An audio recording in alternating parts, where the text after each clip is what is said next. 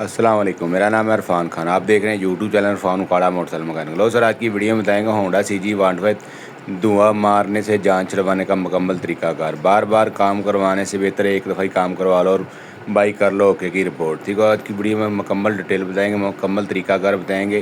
اس میں کون سا پرزہ لگانا چاہیے، کون سی ایسی چیز لگانی چاہیے جو ہمیشہ کے لیے جان چھوڑ جائے. بار بار کام کروانے سے فائدہ کون نہیں، ایک ہی دفعہ خرچہ ہونا اور کام آپ کا اوکے کی رپورٹ ہو جانا ہے. یہ ہونڈا سی جی 125 ہماری ورکشاپ میں آ چکا ہے. یہ بھائی بہت پریشان تھا، بار بار کام کروا کے بول رہا ہے. ایک سال میں نے 3 دفعہ کام کروا لیا پر دھواں نہیں چھوڑ رہا ہے. لیکن 16 ماڈل ہونڈا ہے سی جی 125 یورو نیو ماڈل میں آتا ہے، یورو میں ہونڈا ہے. ٹھیک ہوگا. اس کا طریقہ کار کیا ہے، اس میں سلنڈر ہم نے کھول لیا، سلنڈر کھول کے دیکھ لیا اس کا کیا طریقہ کار ہے کیا ہے. اب آپ کو بتاؤں گا اور سمجھاؤں گا.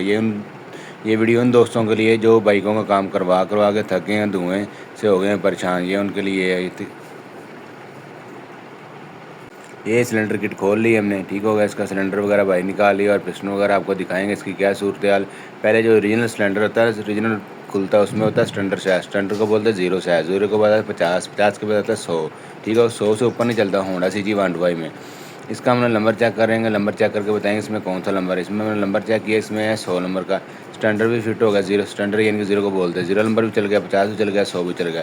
اب اگر سلیپ لگاتے ہیں، اس کی سلیپ نہیں چلے گی، سلیپ ہوگی ہیٹ اپ اور گاڑی کرے گی پریشان. اگر 150 نمبر کا اس میں بور کرے، 150 نمبر کا بھی بور ہو جاتا ہے. اگر 150 نمبر کا بور کروائیں گے اس میں تقریباً آپ سے پٹرول ہی اس کا پورا نہیں ہوگا. پٹرول ہی بہت زیادہ ایوریج زیادہ ہو جائے گی، پٹرول زیادہ پیے گی، اس کا پٹرول پورا نہیں ہوگا. اس کا بہتر حل ہم نے کیا کرنا ہے، نہ ہی ہم نے اس میں سلیپ لگوانی ہے، نہ ہی 150 نمبر کا بور کروانا ہے. اس کا کریں گے پراپر اور پکا حل. وہ پکا حل پراپر کیا کریں گے، اس کی سلنڈر کٹ ہے نا، سلنڈر کٹ پہلے اس کی پرانی سلنڈر کٹ چیک کرواتے ہیں، اس کے اندر کی پوزیشن چیک کرواتے ہیں. اس کے اندر کی پوزیشن کیا ہے یہ چیک کریں گے. سلنڈر پرانا سلنڈر ہے، یہ چیک کریں اندر کتنی خراشی اور رگڑے لگی ہوئی. ٹھیک ہو گیا.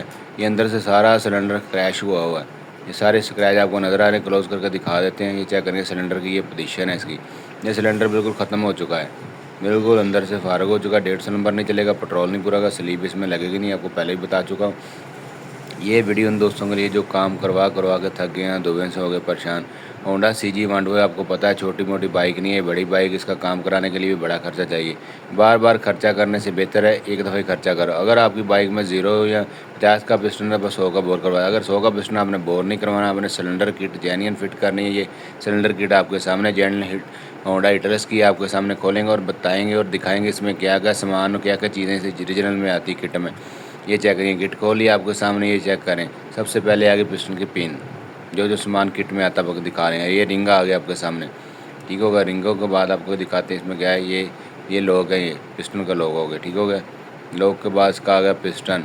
یہ اس کا پسٹن آتا ہے، کٹ کے ساتھ ہی آتا ہے پسٹن. یہ کوئی بندہ بولے پسٹن لگاتا ہے جھوٹ بولے گا.